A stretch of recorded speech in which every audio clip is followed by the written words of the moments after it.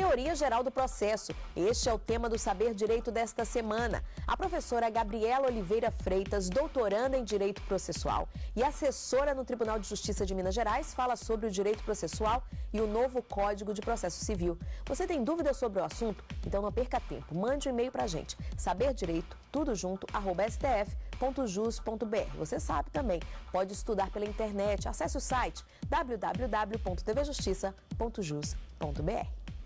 Olá, eu sou a Gabriela Oliveira Freitas, professora de Direito Processual. Estou aqui para dar continuidade no Saber Direito às nossas aulas de Teoria Geral do Processo. Iniciamos abordando o novo direito processual, trazendo as modificações teóricas trazidas pela Constituição de 88 e pelo texto do novo Código de Processo Civil, agora de 2015. Na presente aula, nós temos o objetivo de estudar as teorias do processo para verificar qual que é o embasamento teórico do Código de Processo Civil de 73 e qual é o embasamento teórico do Código de Processo Civil atual de 2015, que entra em vigor em março de 2016. Então, nós abordaremos os marcos teóricos utilizados para estudo do direito processual para verificar qual é aquele que é mais compatível com a proposta do Estado Democrático de Direito. Inicialmente, é preciso lembrar que o direito processual era tratado como um ramo do direito privado. Então, as duas primeiras teorias sobre o direito processual que surgiram, primeiramente com Pottier em 1800 e depois com Savigny e Guinévot em 1850, tratavam o processo como contrato e Savigny e Guinévot como quase-contrato. Eles não estavam vinculados à perspectiva do direito processual como um direito privado e não como um direito público. Então, inicialmente, o processo era tratado como um contrato celebrado entre as partes, em que elas aceitavam a se sujeitar a uma tutela do Estado. Todavia, hoje em dia, obviamente, claro que as partes não mais escolhem se sujeitar a uma decisão do Estado. O autor escolhe e o réu fica obrigado a se submeter a essa perspectiva de decisão do Estado. Já num processo como quase-contrato, Savigny e Guinévot tentaram se desvincular dessa perspectiva de contrato, mas também ainda não conseguiram retirar o processo do ramo do direito privado. A retirada do processo do ramo do direito privado para trazê-lo ao direito público somente aconteceu em 1868, com a publicação da obra Das Exceções e Pressupostos Processuais, de Oscar von Billow. Billow criou a teoria do processo como relação jurídica e a publicação dessa obra é tida como o início da ciência processual. É a partir de Billow que houve uma grande revolução nos estudos de direito processual. A partir da teoria por ele desenvolvida é que se compreendeu o processo como um direito público, como um direito vinculado ao Estado, porque era o Estado para quem eu ia pedir uma tutela jurisdicional. Então, primeiramente, Billow quebra com essa perspectiva do processo como um ramo do direito privado e o traz para o âmbito do direito público. E, segundo Billow, o processo seria uma relação jurídica entre autor, juiz e réu. As partes envolvidas no processo, autor, juiz e réu, estariam envolvidos em uma relação jurídica. Essa teoria foi trazida ao Brasil por Henrico Túlio Liebmann, que foi professor nas universidades brasileiras e acabou influenciando na elaboração do Código de Processo Civil de 1973. A influência da teoria da relação jurídica ocorreu diretamente na elaboração desse código, redigido por Alfredo Buzaide. E não só influenciou na redação desse código, como também influenciou na criação da chamada doutrina instrumentalista do processo, compreendendo que se o processo era uma relação jurídica entre juiz, autor e réu, o juiz estaria no centro dessa relação jurídica e, em uma perspectiva de Estado social, teria como objetivo pacificação social e justiça. Essa doutrina instrumentalista do processo consagra que o processo possui escopos metajurídicos, ou seja, a solução do processo é buscada além do âmbito jurídico, são analisados aspectos econômicos, sociais, financeiros, interesses de toda uma sociedade, interesses de justiça, para que seja proferida a decisão judicial, e o processo é considerado como um instrumento da jurisdição, ou seja, o processo é um instrumento pelo qual o Estado vai desenvolver atividade jurisdicional. A partir dessa perspectiva, fortaleceu-se o processo no Estado Social. A teoria foi criada em 1868 e continuou aplicada no Brasil por meio do Código 73 até os dias atuais. Ou seja, uma teoria ainda de Estado Social vigente em pleno Estado Democrático de Direito. Por isso, é necessário repensar essa teoria. Apesar dela ter sido uma teoria que influenciou bastante a redação dos códigos de processo civil pelo mundo, não só no Brasil, é necessário repensar se ela está de acordo com a proposta democrática, principalmente considerando que foi elaborada e aplicada no direito brasileiro em períodos de Estado Social. Tentando desconstruir a teoria de Bealow, vieram diversas outras teorias, com destaque para o processo, a teoria do processo como instituição jurídica, de Goldschmidt, e processo como situação jurídica, de James Guasp. Os dois tiveram o mesmo problema. Eles apontaram devidamente a crítica que deve ser feita à teoria do processo como relação jurídica, mas não apontaram a solução do problema.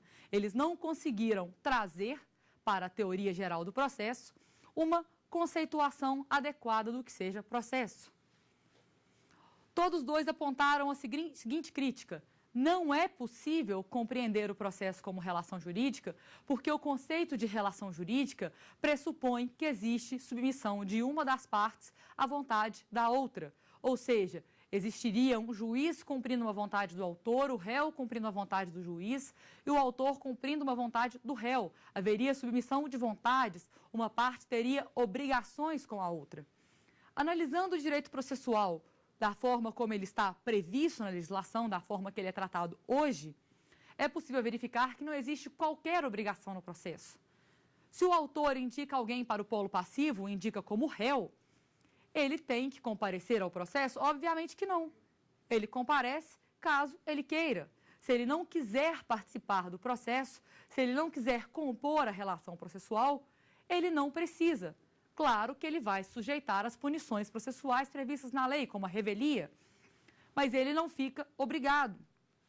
Então, não existe qualquer obrigação de uma parte com a outra, assim como também não existe obrigação das partes em relação ao juiz, nem do juiz em relação às partes. Existe uma obrigação do Estado de prestar um serviço público, não necessariamente do juiz. Se eu for tratar o processo como relação jurídica, eu o trato como uma relação obrigacional. O que vai levar à discussão, inclusive, de transmissão de obrigações, de cumprimento de obrigações, de forçar o cumprimento da obrigação, de sanção em caso de descumprimento. Então, eu continua com o processo no âmbito do direito privado, caso ele seja tratado como uma relação obrigacional. Por isso, é necessário revisitar essa teoria da relação jurídica, e foi o que Goldschmidt e Guasp tentaram realizar. Eles tentaram criticar a teoria do processo como relação jurídica, Goldschmidt apontando que o processo seria uma instituição, enquanto Guasp apontava que o processo seria uma situação jurídica.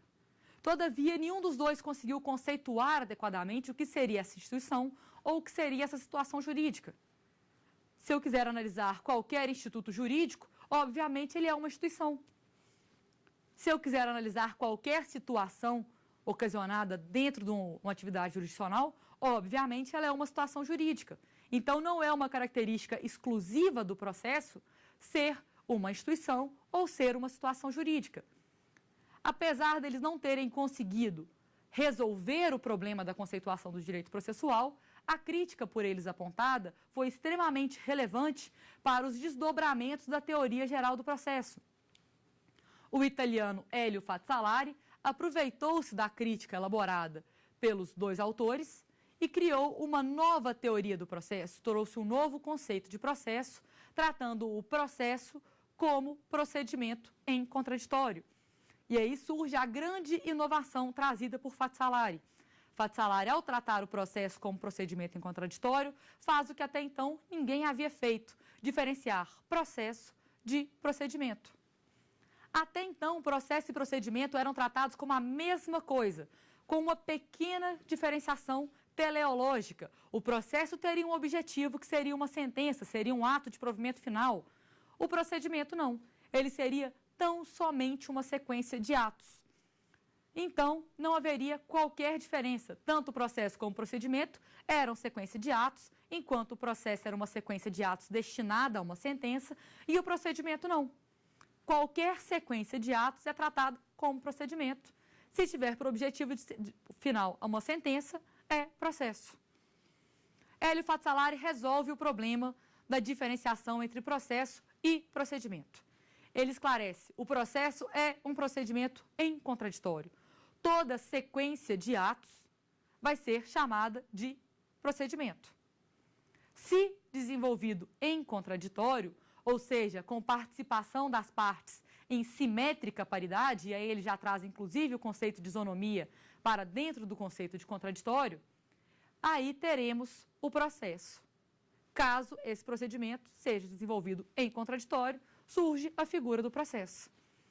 Então, ele esclarece que, desde que haja o contraditório, ou seja, a participação das partes em simétrica paridade, eu terei processo.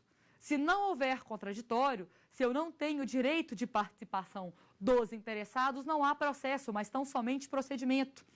E aí, ele faz o seguinte: ele pega o processo trabalhado por Beelow como relação jurídica, em que havia tão somente procedimento, e o transforma em nada. Ele fala: o processo, como teoria da relação jurídica, não é processo, porque não é desenvolvido em contraditório.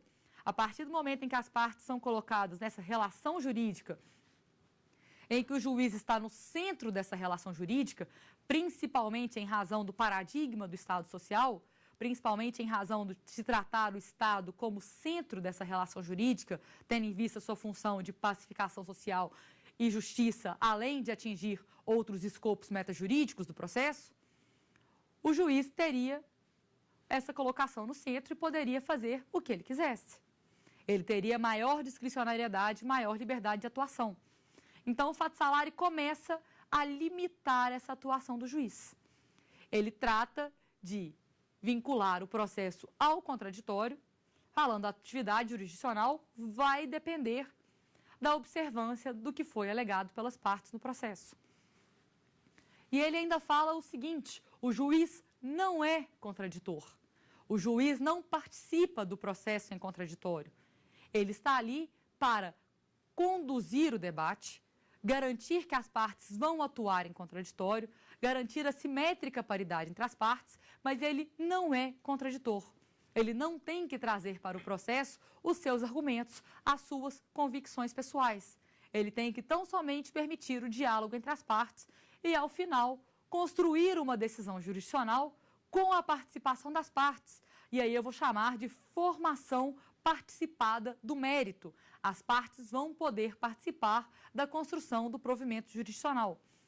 E, nesse momento, Hélio Fatsalari dá um grande salto epistemológico em relação ao direito processual. Ele tira o direito processual do Estado social e começa a introduzir o direito processual no Estado democrático de direito. A partir do momento em que ele inclui o contraditório como elemento essencial do processo, só existe processo caso haja contraditório, ele já começa a abrir as portas do direito processual para a inclusão popular, para a participação e fiscalização popular, limitando, assim, a atuação do julgador.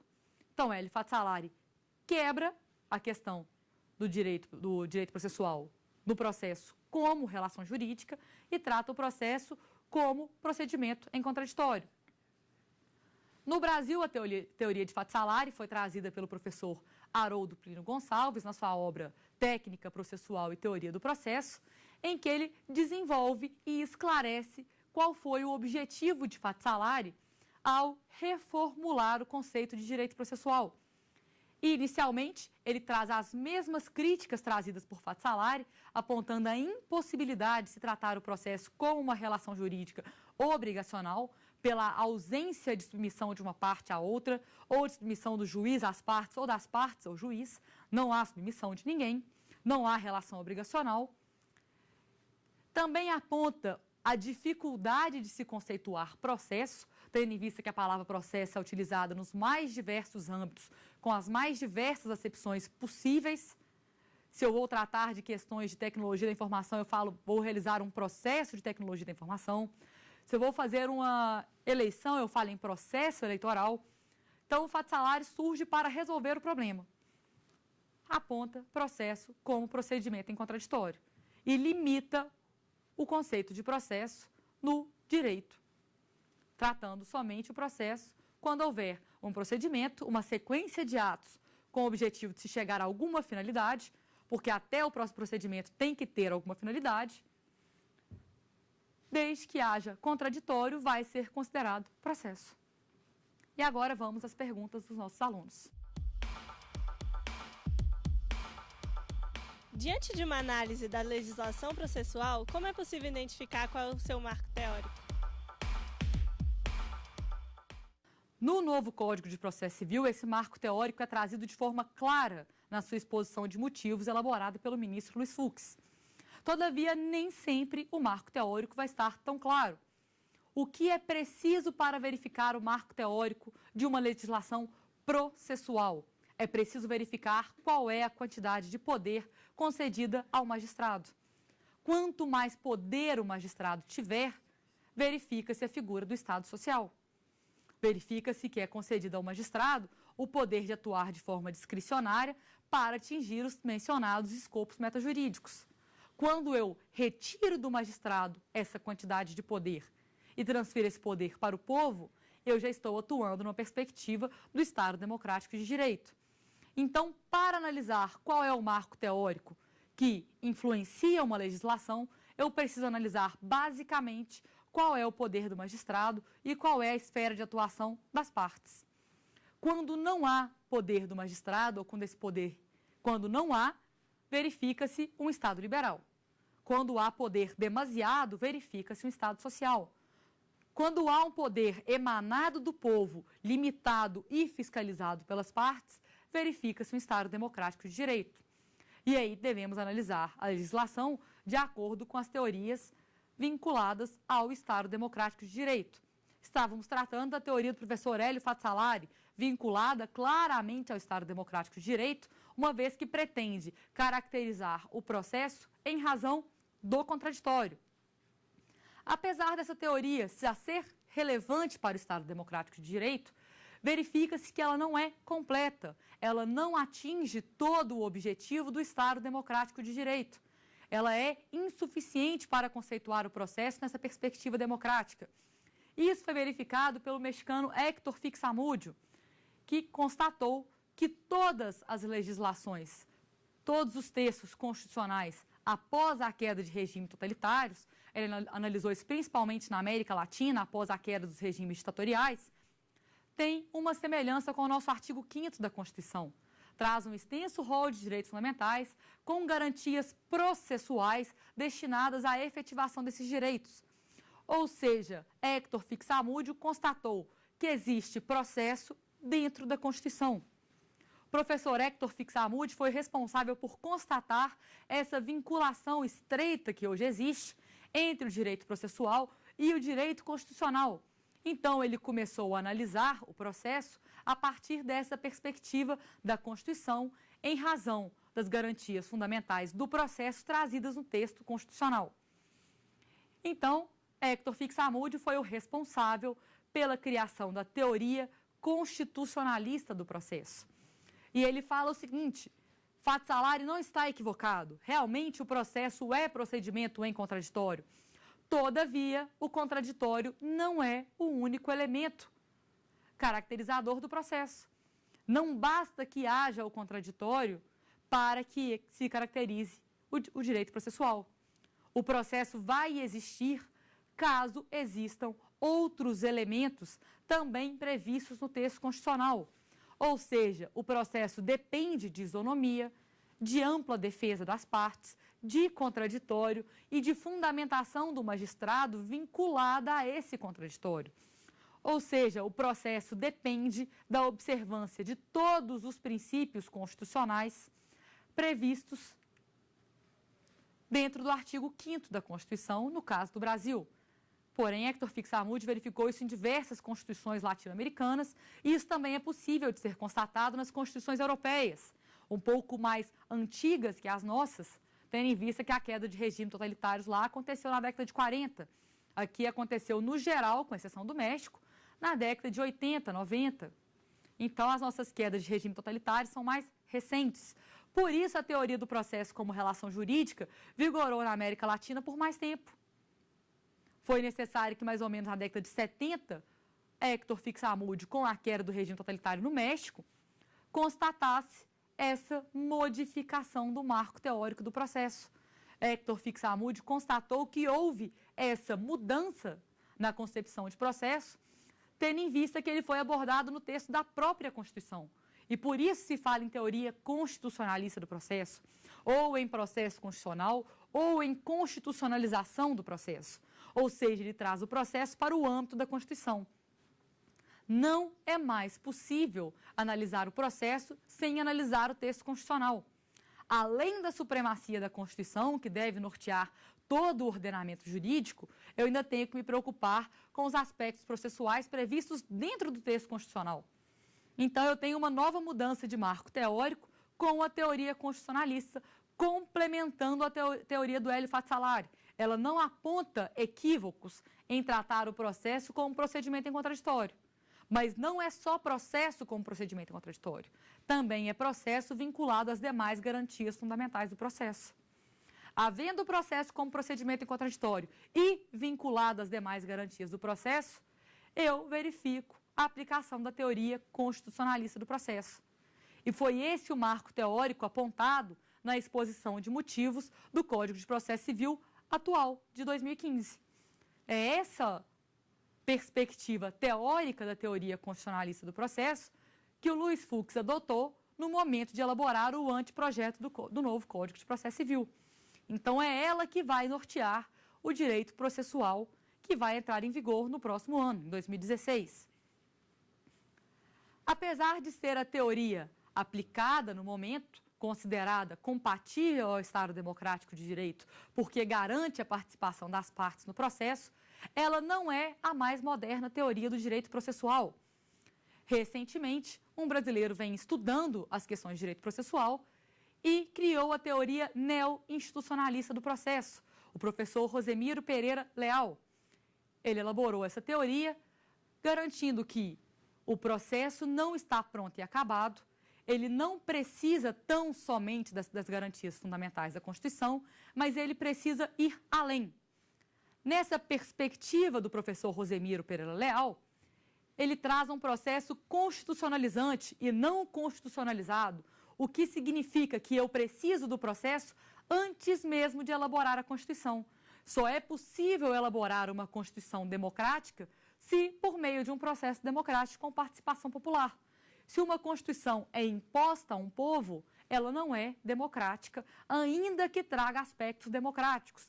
Então, ele trata de uma democratização do processo no âmbito constituinte, instituinte, que é o legislativo, e no âmbito instituído, da própria aplicação do direito. E ele tenta tratar ainda de uma questão de isomenia das partes, que é um direito de igual interpretação.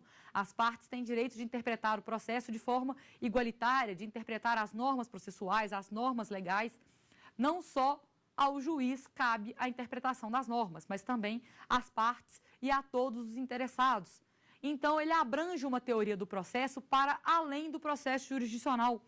Ele trata o processo na sua perspectiva mais ampla possível dentro do direito, desde um processo constitucionalizante para a criação de uma Constituição, desde um processo legislativo para a criação de leis, desde um processo administrativo até um processo jurisdicional.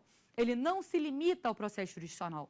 Então, a teoria neo-institucionalista do processo não é somente uma teoria do processo, mas é também uma teoria do direito. É uma teoria que estabelece qual é a forma que o direito deve se construir para ser considerado democrático. Então, ele rompe um pouco com a teoria de Héctor Fixamudio, falando que não basta a previsão constitucional das garantias fundamentais do processo. Basta que essas garantias fundamentais sejam construídas de forma democrática. Se não houver democracia no momento de criação de uma legislação, de criação de uma Constituição, aquela norma também não vai ser considerada democrática. então aquela teoria também não vai ser aplicável ao Estado Democrático de Direito. Então ele tenta revisitar o Estado Democrático de Direito, tratando como um Estado não dogmático, ou seja, não submetido a um conhecimento pré-estabelecido, mas a um conhecimento que vai ser construído. Eu preciso de uma cognição construtiva entre as partes e entre o juiz, para que eu chegue a alguma decisão legitimamente democrática. É preciso quebrar o paradigma da dogmática e sair do conhecimento pré-estabelecido para permitir que as partes tenham capacidade crítica dentro de um processo, para que elas possam apontar aporias, apontar falhas, apontar equívocos, não só dentro da teoria processual, mas também dentro da atividade jurisdicional. Percebe-se, assim, que o percurso feito pelo direito processual em suas teorias tem por objetivo chegar à melhor compreensão de Estado democrático de direito, ou seja, aquele Estado que vai permitir a ampla participação dos seus interessados. Então, eu saio lá do processo como contrato, em que há exclusiva participação das partes e pouca intervenção do Estado, já que é um Estado liberal. Passo pelo Estado como quase contrato, que tenta entrar com o processo no ramo do direito público, para chegar ao processo como teoria do processo como relação jurídica, desenvolvida por Bealoff, que vai centralizar a figura do Estado, vai trazer inequivocamente a figura do Estado social para dentro do processo, vai dar poder ao Estado para que ele possa atuar de forma ampla e restrita, de acordo com as suas convicções de justiça e paz social. Depois, eu saio para uma crítica ao que o Bealoff elaborou. Obviamente, eu preciso que alguém elabore uma teoria para que seja elaborada uma crítica. Para isso que existem as teorias do processo, para que haja uma evolução do pensamento. Diante da teoria de Bealoff, surgem as críticas à impossibilidade de uma relação obrigacional entre os sujeitos do processo, juiz, autor e réu. E ainda uma impossibilidade de que o juiz figure no centro dessa relação. Existe, de fato, uma relação processual, mas essa relação processual não é obrigacional, não é uma relação jurídica. Então, se retira o juiz do centro do processo e coloca as partes como verdadeiros protagonistas, chegando aí ao Estado democrático de direito. Nesse Estado democrático de direito, 3 teorias deverão ser analisadas. A teoria de Hélio Fatsalari, do processo como procedimento em contraditório, a teoria de Hector Fixamúdio, do processo constitucional, e a teoria de Rosemiro Pereira Leal, da teoria neo-institucionalista do processo. Todas 3 têm por objetivo a concretização do Estado democrático de direito. Todavia, é necessário avaliar qual delas vai atender melhor à perspectiva democrática. Enquanto Hector Fixamúdio limita o contraditório como caracterizador essencial do processo, Fixamúdio já traz todas as garantias procedimentais previstas na Constituição como elementos essenciais para o processo.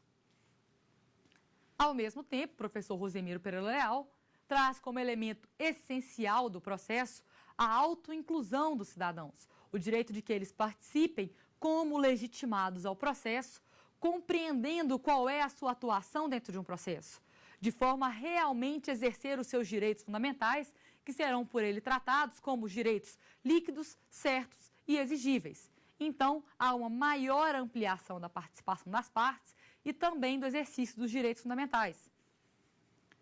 É necessário, então, depois de conhecer quais são as teorias do processo, verificar qual delas interfere no nosso texto processual atual.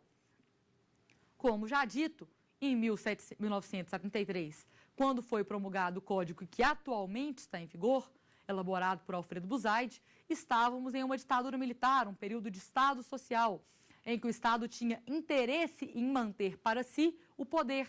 O Estado tinha interesse em ditar o que é justo e o que não é justo.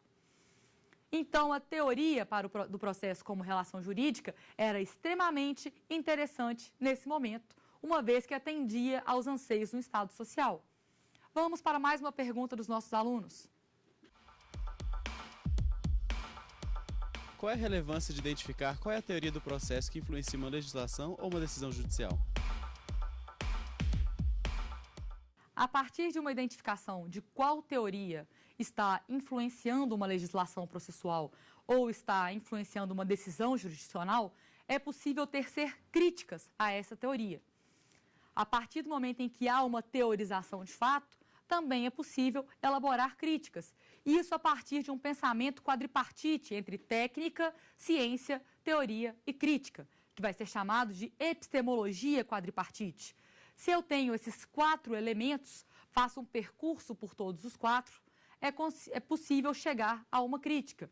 Ou seja, eu parto da técnica procedimental, do que está sendo feito na prática forense. A partir dessa técnica é criada uma ciência do processo. A partir dessa ciência do processo, os estudos de direito processual, é possível construir uma teoria do processo. E é isso mais ou menos que foi feito por esses teóricos. Eles partiram da técnica procedimental para estudar o processo e criar uma ciência processual, e a partir desses estudos de processo conseguiram criar teorias. A partir do momento em que alguém cria uma teoria e a publica, ele está submetendo-a à crítica. Toda publicação, toda publicidade de alguma teoria permite que ela seja criticada. E a crítica é extremamente essencial para que consigamos apontar aporias no discurso, para que consigamos achar as falhas daquele discurso, achar os motivos pelo qual ele deve ser revisto, reanalisado. Então, a partir da perspectiva teórica, se eu consigo compreender qual é a teoria, eu consigo apontar falhas. Por exemplo, se atualmente nós verificarmos uma decisão elaborada mediante o paradigma de Estado social, é possível apontar críticas de forma a discutir que ela não é adequada ao Estado democrático de direito. Se se verifica um juiz atuando de forma a não permitir a participação das partes, indeferindo discricionariamente a produção de provas, não analisando as alegações das partes, eu tenho um discurso autoritário vinculado ao Estado social. Então, é possível apontar críticas a essa atuação jurisdicional porque eu verifico que ela está vinculada à teoria do processo como relação jurídica e vinculada à doutrina instrumentalista do processo, que coloca o processo como instrumento da jurisdição.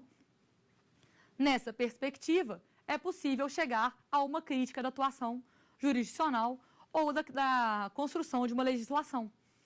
Tendo em vista o novo Código, por exemplo, que ele mesmo já se informa como tendo adotado a teoria constitucionalista do processo como marco teórico. Então, todos os dispositivos legais devem ser analisados de acordo com a teoria constitucionalista do processo. Se verificar que algum texto previsto no novo Código adota a teoria do processo como relação jurídica, ele merece crítica, porque ele está desvinculado do marco teórico, da teoria que embasou aquela construção legislativa. Então, é preciso verificar qual é a teoria para que seja possível criticar. Não havendo teoria, não sendo possível analisar qual é a teoria aplicável, ou não sendo possível perceber qual é a teoria adotada, também não é possível criticar. Da mesma forma, é necessário que os aplicadores do direito conheçam a teoria na qual eles atuam para que eles possam atuar de forma coerente. Não é possível um texto legislativo que adota ao mesmo tempo a teoria do processo como relação jurídica e a teoria constitucionalista do processo. Ou ele vai adotar a teoria constitucionalista com o objetivo de tornar o processo constitucional, de aproximá-lo à Constituição, ou ele vai retomar os moldes do Estado social. Ele não pode fazer as duas coisas ao mesmo tempo. O texto legislativo não pode se pretender constitucional e, na verdade, ser Estado social. Ele não pode se pretender democrático e ser um discurso socializante. Se ele se pretende democrático, se ele se auto-enuncia democrático, ele tem que atuar, ele tem que existir de forma a garantir a participação dos interessados e não de forma a centralizar o juiz na relação processual. Então, a grande relevância de procurar qual é a teoria é de verificar coerência no discurso, de verificar a possibilidade de críticas e falhas naquele discurso, de verificar aporias na atuação do judiciário ou do próprio legislativo no momento em que constrói uma legislação. Então, se o próprio Código Novo se propõe democrático, todos os seus dispositivos devem ter cunho democrático. Se existir algum dispositivo que vincule o processo ao Estado social, ele está completamente inadequado. Primeiro, porque contraria a própria Constituição, que instituiu o Brasil como Estado democrático de direito. Então, já viola a supremacia da Constituição, além de violar o próprio marco teórico adotado pelo legislador. Se ele se auto-informou, se ele se auto-enunciou como adotante da teoria constitucionalista do processo, ele deve ser constitucional. Eu preciso que haja coerência na redação de um texto legislativo, eu preciso que haja coerência na redação de uma decisão judicial. O juiz não pode prometer a garantia de direitos fundamentais, mas atuar no Estado social de acordo com suas próprias convicções, buscando a sua concepção de justiça. Não é possível que o legislador prometa uma perspectiva democrática, mas adote dispositivos legais que levem a uma atuação autoritária do judiciário. Se ele está prometendo uma perspectiva democrática, ele deve garantir a atuação das partes. Então, o novo texto processual de 2015 deve ser analisado de acordo com essa perspectiva. Já que ele se prometeu adotante da teoria constitucionalista do processo, é preciso que ele seja analisado de acordo com essa teoria, de acordo com esse marco teórico, para que se possa elaborar críticas ou para que se possa verificar a sua coerência. Ele se foi elaborado de forma coerente com o que ele se propôs ou se não foi. Caso não tenha sido, haverá uma verdadeira autocontradição performativa. O legislador promete uma teoria, mas age de forma distinta. O legislador promete se aproximar do Estado democrático de direito, mas, na verdade, se afasta ao criar poderes do magistrado. Então, é isso que deve ser analisado diante da percepção de qual teoria é aplicada. E até mesmo para verificar uma decisão judicial. Caso ela esteja de acordo com o paradigma do Estado social, da teoria do processo como relação jurídica, caso ainda seja na vigência do Código de 73, ainda há pelo menos uma justificativa, ainda que contrária à Constituição. Na vigência do novo Código, não há qualquer justificativa para que o Judiciário atue de acordo com a teoria do processo como relação jurídica, já que se pretende, de fato, romper com ela. Então, o legislador e o aplicador do direito, assim como aquele que vai criticar e vai participar do processo jurisdicional, ele precisa saber qual é a teoria que direciona a legislação e a atuação do judiciário para que ele possa participar de forma coerente, de forma que ele atenda às diretrizes daquela teoria e de forma também a poder fiscalizar eventuais equívocos naquela teoria ou na atuação em desconformidade com a teoria proposta. Então, para isso é necessário compreender se o juiz atua de acordo com o Estado liberal que não mais existe, ou se ele atua de acordo com o Estado social também que não vai mais existir, principalmente com a promulgação do novo Código, porque ele se pretende vincular a Constituição de forma expressa, constante no seu artigo 1º. E se ele se vincula à Constituição, resta claro que ele está adotando como marco teórico o Estado Democrático de Direito e uma das teorias que se vincula ao Estado Democrático de Direito. No caso do Código de 2015, a sua exposição de motivos é expressa. Vamos vincular o processo à Constituição, vamos adotar a teoria constitucionalista do processo. Então, vai ser necessário analisar o Código a partir desse contexto, a partir desta teoria. E como estávamos falando, superando a teoria da relação jurídica, passa-se a buscar uma democracia maior do processo. A participação das partes, que vai vir por meio de Hélio Fatsalari, Héctor Fixamúdio e Rosemiro Pereira Leal, que vão quebrar esse saber do juiz automático, essa clarividência do julgador, essa questão de superioridade do julgador em relação às partes. É necessário que haja isonomia no processo. Isonomia não só entre uma parte e outra, mas entre todos os interessados no processo, inclusive do próprio julgador. Ele não pode se colocar numa situação superior à das partes. Ele não está num patamar acima das partes, não há hierarquia entre o julgador e as partes. No Estado Democrático de Direito, o protagonismo judicial é das partes e não do Estado juiz. Então, é necessário verificar essa coerência teórica para verificar que as partes realmente estão tendo possibilidade de atuação da forma devida, que elas estão podendo trazer os seus argumentos de forma ampla, de forma irrestrita, obviamente que sem causar prejuízos ao andamento do processo, obviamente sem causar dilações indevidas à marcha processual, mas esse direito de participação das partes deve ser amplo, de forma a não prejudicar a perspectiva democrática do processo. Não existindo prejuízo à perspectiva democrática, caso se constate que o processo realmente funciona de forma democrática, estará ele alinhado à teoria constitucionalista do processo. Então, é preciso que essa teoria seja observada no momento da redação de um texto legislativo e também no momento da prática forense. Tanto o advogado, como o magistrado, como os demais interessados do processo, Ministério Público, Defensoria, Advocacia Pública, devem estar alinhados a essa perspectiva teórica. Eles têm que atuar de forma a garantir a observância das garantias fundamentais do processo, que vão levar à garantia do exercício dos direitos fundamentais, que devem ser tratados como líquidos, certos e exigíveis. As partes têm o direito de exercer livremente seus direitos fundamentais, apesar de ainda ser necessário o judiciário para legitimar e garantir o exercício de tais direitos. Então, encerrando a resposta à pergunta, a necessidade de verificar qual é a perspectiva teórica é justamente permitir uma análise crítica, é permitir uma efetiva fiscalização do exercício da atividade do Estado e da atividade de todos os atuantes no processo judicial. Caso eu não verifique essa teoria, eu não terei fundamentos para elaborar uma crítica, eu terei uma crítica vazia, uma crítica sem fundamentos, sem motivação. Então, não será uma crítica aceita cientificamente. Ela não terá uma perspectiva de pesquisa científica, mas tão somente uma crítica sem qualquer motivo. Desse modo, diante da análise dessas teorias do direito processual, é possível chegar a um conceito de processo que vai ser adotado na atual perspectiva democrática brasileira, não só brasileira, como também do mundo, que vem passando pela mesma democratização de todo o Estado e principalmente do judiciário.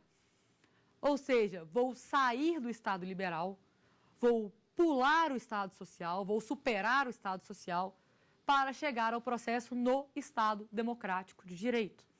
Chegar à concepção do processo como um processo constitucionalizado, ou quem sabe no futuro até como constitucionalizante, caso haja uma futura Constituição feita de forma mais democrática, não só uma Constituição democrática, mas democratizar a elaboração de uma Constituição, para permitir que essa democracia chegue a todos os âmbitos do processo, não só ao processo judicial, mas também ao processo legislativo, ao processo administrativo, ao processo eleitoral, ao processo trabalhista, ao processo criminal, não só ao processo civil. Não deve se limitar essa democracia tão somente ao processo civil. Então, todos os procedimentos que haja atuação do Estado destinados a um objetivo final, tratados então como procedimentos por serem sequência de atos, caso adotem o contraditório, ampla defesa, isonomia, fundamentação das decisões, serão tratados como processo, porque estarão enquadrados num conceito de processo democrático. Estão garantindo a participação popular, estão sendo observadas as garantias fundamentais do processo em todos os seus âmbitos, e não só no processo jurisdicional. Então, o processo judicial atualmente deve ter essa perspectiva democrática, mas todo o processo de atuação do Estado também deve, que é o que o professor Rosemiro traz como aplicação da democracia nos âmbitos constituinte, instituinte e instituído do direito. É trazer essa democracia para desde a criação do direito até a sua aplicação e até o seu exercício.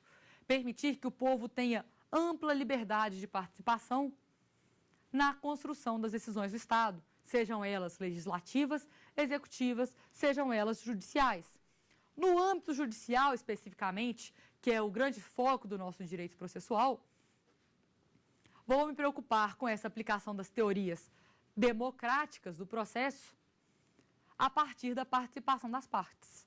Somente vai haver democracia caso as partes estejam participando de forma efetiva da construção da decisão judicial.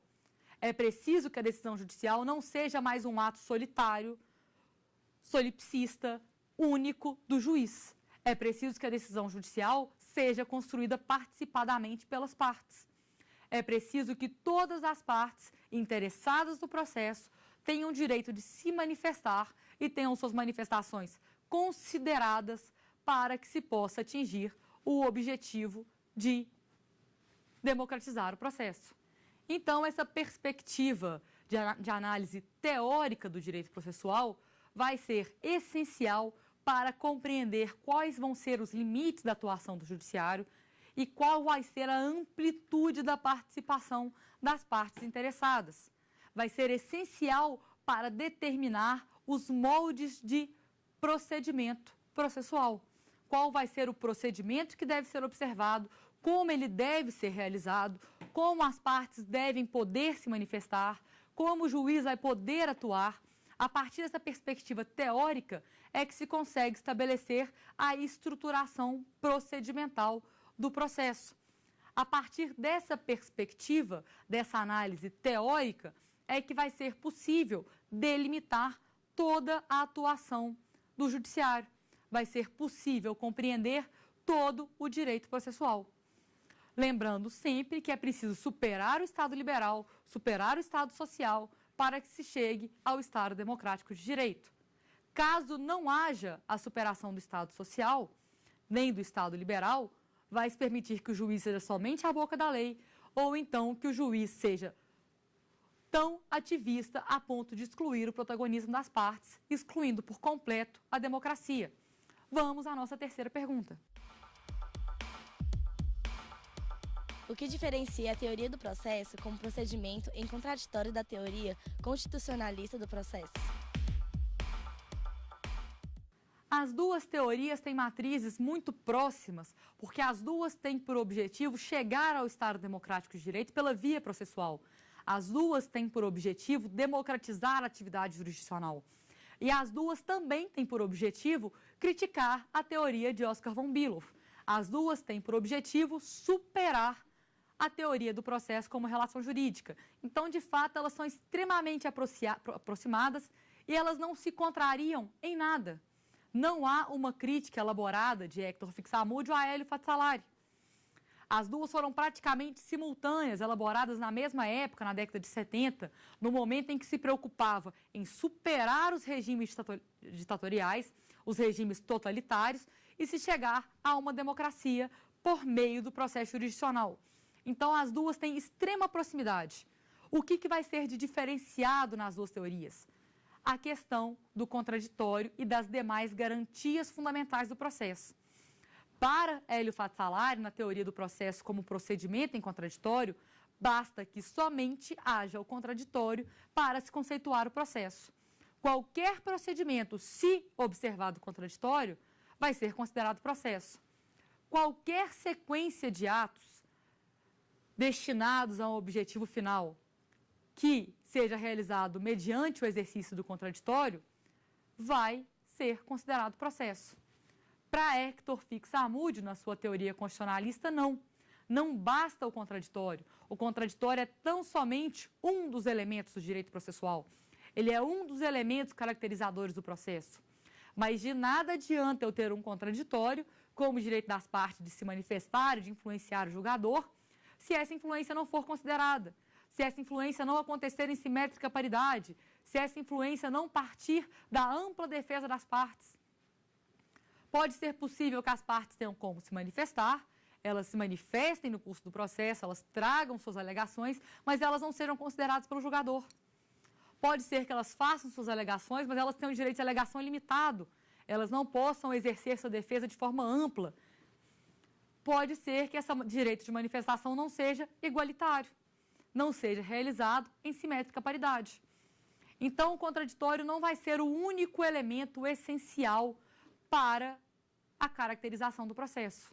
Para Hector Fixamude, na sua teoria constitucionalista, os elementos essenciais para a concretização do conceito de direito processual, para o conceito de processo, vão ser todas as garantias fundamentais trazidas no texto constitucional com o objetivo de concretizar direitos fundamentais.